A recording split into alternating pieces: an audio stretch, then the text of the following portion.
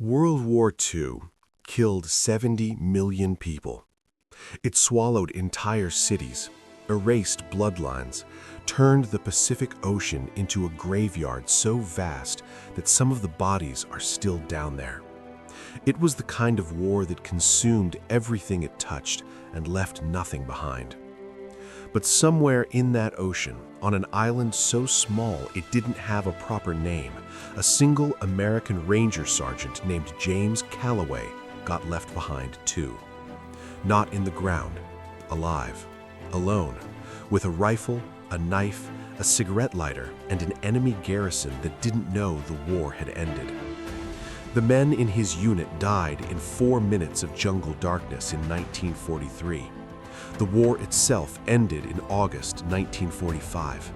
Nobody told Calloway. Nobody could find him to tell him. And for 411 days, while the world celebrated victory and sailors kissed strangers in Times Square and mothers stopped holding their breath, one man was still fighting a war that had already ended on an island that the United States military had quietly stopped looking for him on. Surviving something that the Army Rangers who later read his field journal said should not have been survivable by any measurable standard. This is the story of Sergeant James Calloway. It took 60 years to find its way out of the jungle, and once you hear it, you will understand exactly why. In the summer of 1943, the Pacific theater of World War II was a collection of nightmares spread across 10 million square miles of ocean. Island hopping was the strategy, taking one Japanese-held island at a time, pushing the perimeter back toward the mainland 1 bloody mile at a time. James Calloway was 24 years old, a ranger from rural Tennessee who had enlisted the morning after Pearl Harbor without finishing his breakfast. He was not a complicated man. He believed in his country, his unit, and the 3 specific men in his 8-man team that he'd trust with anything. He was good at his job in the specific way that makes other soldiers feel safer just by being near you. Not loud about it, not performing anything, just competent down to the bone in a way that competence sometimes is. His team had been together since North Africa, had rotated through Sicily, and had been reassigned to the Pacific in early 1943 for special reconnaissance operations. In September of that year, they were dropped by submarine onto an island called Pulau Harimau, which translated from the local dialect meant roughly Tiger Island, though no one in the briefing had mentioned why it had that name. They would find out. The mission was straightforward on paper. Locate and assess a suspected Japanese communications relay station on the island's northern ridge, confirm its coordinates for an airstrike, and extract via submarine rendezvous 3 days later at a prearranged beach on the southern coast. 8 men in, 8 men out, 62 hours total. Calloway had done harder things before breakfast. They landed in darkness on the eastern beach, moved inland through jungle so thick it felt like the island was trying to push them back out, and by dawn had established a concealed observation post 200 meters from the ridge. The communications station was real, larger than intelligence suggested, and heavily guarded. Calloway counted 37 Japanese soldiers in the first 6 hours of observation alone. He radioed the coordinates. He requested extraction confirmation. The radio crackled back an acknowledgement. Everything was proceeding exactly as planned. That was the last moment anything went according to plan. Nobody ever fully determined how the Japanese patrol found them. The best theory was a tripwire they hadn't seen in the dark during their initial approach, a perimeter alarm system that the intelligence briefing hadn't known about. What Calloway knew was that at 0300 on their second night, the jungle around their observation post erupted with movement and muzzle flash simultaneously, and the next 4 minutes were the kind of 4 minutes that change everything about a person permanently. He fought. All 8 of them fought. In the darkness and the chaos and the noise, there was a moment somewhere in the middle of it where he made eye contact with Corporal Eddie Marsh, his closest friend in the unit, a kid from Baltimore who owed Calloway $12 from a card game they'd never finished. And Eddie's expression was the specific expression of a man who knows what is happening and has accepted it. And then Eddie was gone, and the darkness took everything else too. And when Calloway came back to consciousness, he was alone. He called out, quietly, as quiet as a man can call out. 4 names. No one answered. He found 2 of his men in the gray light of dawn. He didn't look for the others. He ran. That was the right call, and he knew it was the right call, and he made it without hesitation, because hesitation would have made it the wrong call. He moved south through the jungle toward the extraction beach, covering ground at a pace that tore his uniform and opened cuts on every exposed surface of his skin, and didn't matter at all against the alternative. He reached the extraction beach in 4 hours. The submarine wasn't there. He waited. He waded through that day and into the next, maintaining concealment in the jungle edge above the beach, watching the water with the specific, desperate attention of a man who needs to see something appear on the horizon and cannot make it appear by watching harder. The submarine did not come on the 2nd day. It did not come on the 3rd day. What came instead, on the 3rd day, was a Japanese patrol working the southern coastline in a small boat, moving methodically along the beach in a search pattern that told Calloway everything he needed to know about his situation. They were looking for survivors. He was a survivor.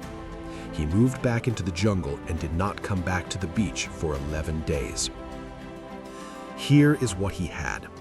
A Ranger field pack with 3 days of rations already partially consumed, a Ka-Bar fighting knife, a compass, a waterproof field journal and 2 pencils, a standard issue first aid kit, a rifle with 40 rounds, a cigarette lighter, and the specific education of a man raised in rural Tennessee who had been hunting and fishing since he could walk, who knew what to do with a knife and a river and a piece of jungle in a way that couldn't be taught in Ranger School because it predated Ranger School by about 15 years. The island was trying to kill him. The Japanese soldiers on it were also trying to kill him. He had to survive both simultaneously, and the second problem made the first one considerably harder. He spent the first month in a state of pure reactive survival, moving constantly, sleeping in short rotations, eating whatever the jungle provided, and providing for himself whatever the jungle didn't.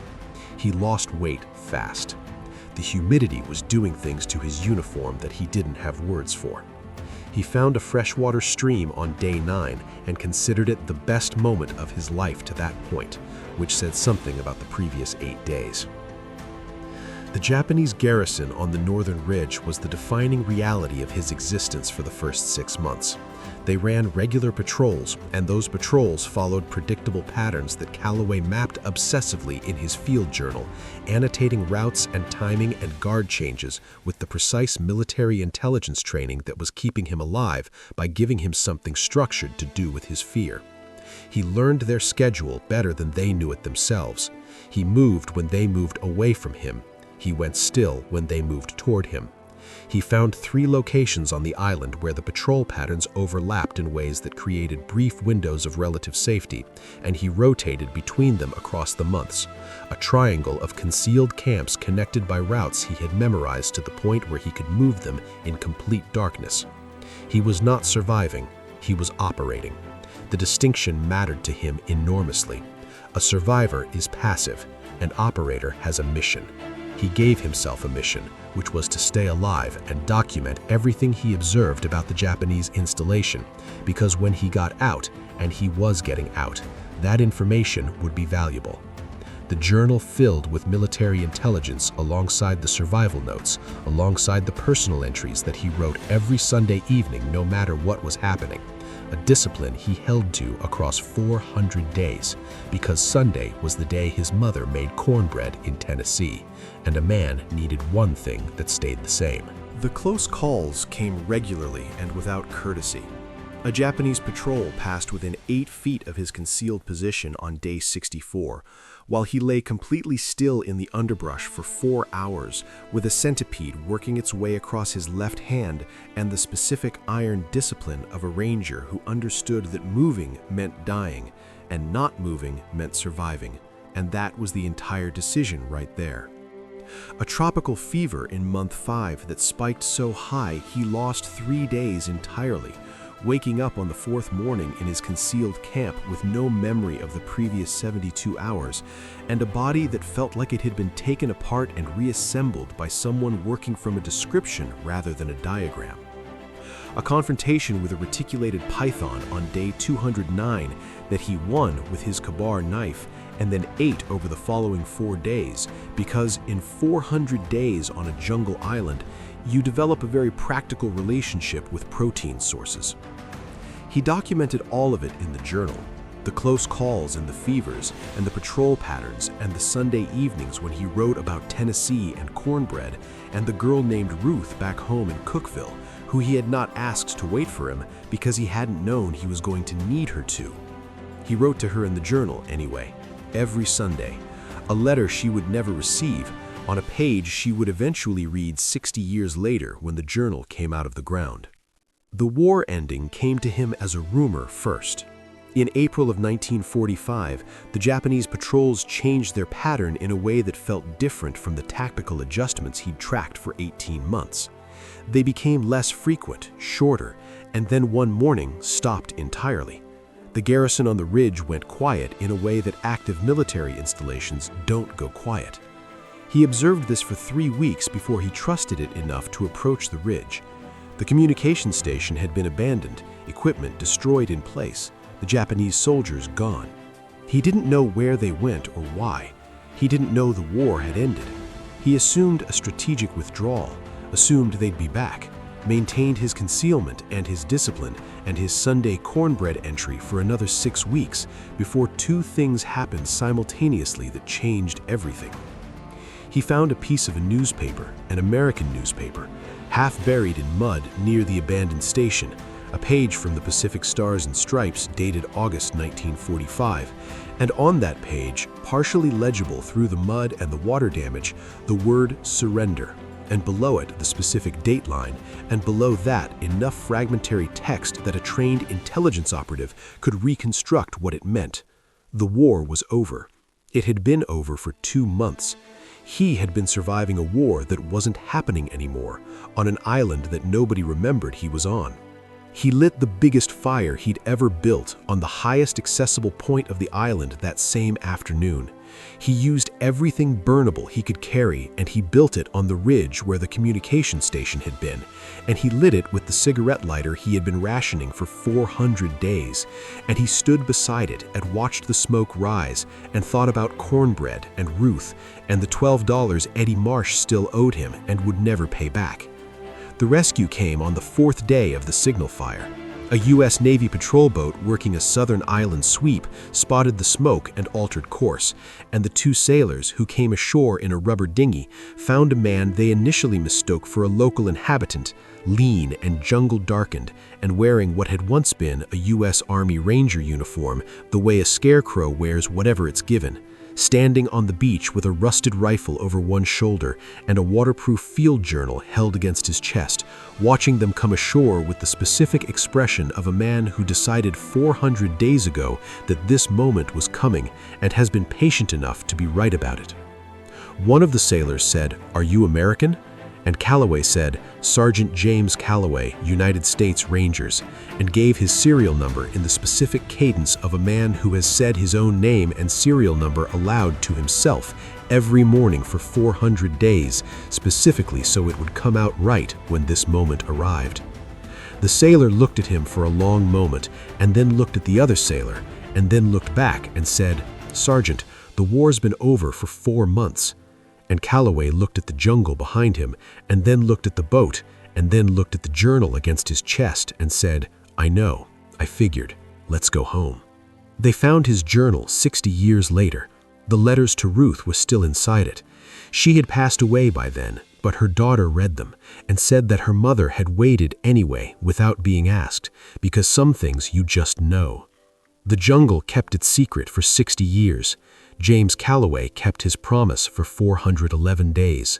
Both of them, in their own way, held on longer than anyone had any right to expect.